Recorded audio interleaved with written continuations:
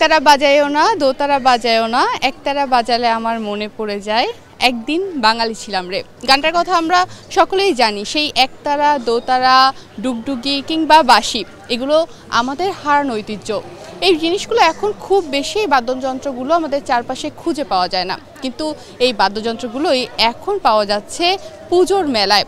এই মুহূর্তে আমরা আছি জগন্নাথ হলে, এবং জগন্নাথ হলে পুজো মণ্ডপের সামনেই যে এই মেলাটি বসেছে সেখানে কিন্তু একটি দোকানে পাওয়া যাচ্ছে বাংলার সেই হারিয়ে যাওয়া ঐতিহ্য একতারা, বাঁশি কিংবা আরও অনেক কিছু। চলুন দেখে নেওয়া যাক এখানে মেলায় কি কি পাওয়া যাচ্ছে। শারদীয় দুর্গোৎসবকে ঘিরে রাজধানীর বিভিন্ন জায়গায় বসেছে রঙিন মেলা। ঢাকার জগন্নাথ হলের পূজা মণ্ডপের সামনেই এবার বসেছে বিশেষ স্টল।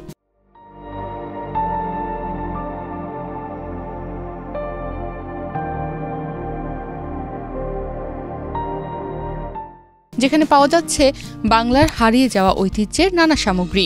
আপু এগুলো তো সব আমাদের নিজেদের করা, আর আমরা এটা একটা বিশেষ কারণে তৈরি করি, যেমন পুজো, পয়লা বৈশাখ আসলে এগুলো একটু চলে, কিন্তু এটা কিন্তু সচরাচর সবসময় চলে না আপু। এই পুজোর যে সময়টা, এই সময়টা একটু ভালো চলে আর কি, বিক্রিও হয় ভালো, এই কারণে এই সময়টা আমরা অনেক বেশি তৈরি করে থাকি। একতারা, ডুগডুগি, ঢোল, তবলা থেকে শুরু করে কাঠের তৈরি নানা অলংকার সবকিছুতেই রয়েছে ক্রেতাদের ভিড়। বিক্রেতাদের ভাষায় বছরের অন্যান্য সময়ে এসব সামগ্রী চারুকলার সামনে পাওয়া গেলেও পূজার সময় চাহিদা কয়েক গুণ বেড়ে যায়। পূজার আমেজে অনেকেই আগ্রহী হয়ে কিনছেন ঐতিহ্যবাহী বাদ্যযন্ত্র ও কাঠের গয়না। আমরা চারুকলার সামনে যে দামে রাখছি 100 করে, এখানেও সেম প্রাইস 100 টাকা করেই। হ্যাঁ আপু, এগুলো আমাদের নিজেদের করা, এগুলো 12 মাসই তৈরি করে থাকি আপু আমরা। এগুলো 12 মাসে আমাদের ক্যাম্পাসের আপুরা যারা আছে তারা অনেক কিনে আর কি। হারিয়ে যায় ঐতিহ্য বাঁশি, একতারা, এটা একটু কমে গিয়েছে আপু, আগের মতো এটা আর কেউ বাজায় না। এখন তো অনেক বিভিন্ন রকমের বাদ্যযন্ত্র বের হয়েছে, ওগুলোর প্রতি বেশি চলে, মানে মানুষের ঝোঁক বেশি আর কি। যেমন হচ্ছে আপনার ইউকেলেলে, ডুবকি, তবলা, হারমোনিয়াম, এগুলো যুগ এখন কমে গেছে, কিন্তু আপনার এখন হচ্ছে বাদ্যযন্ত্রের ভিতরে আপনার গিটারটা বেশি বাজাচ্ছে অনেকে। এখানে মাত্র 100 টাকায় পাওয়া যাচ্ছে একতারা। কাঠের গয়নার দামও বেশ সাশ্রয়ী, 50 টাকা থেকে শুরু করে 350 টাকার মধ্যে মিলছে বিভিন্ন ডিজাইন ও আকারের গয়না। এ কারণে মেলায় আগত দর্শনার্থীদের আকর্ষণ বাড়ছে এসব স্টলের দিকে।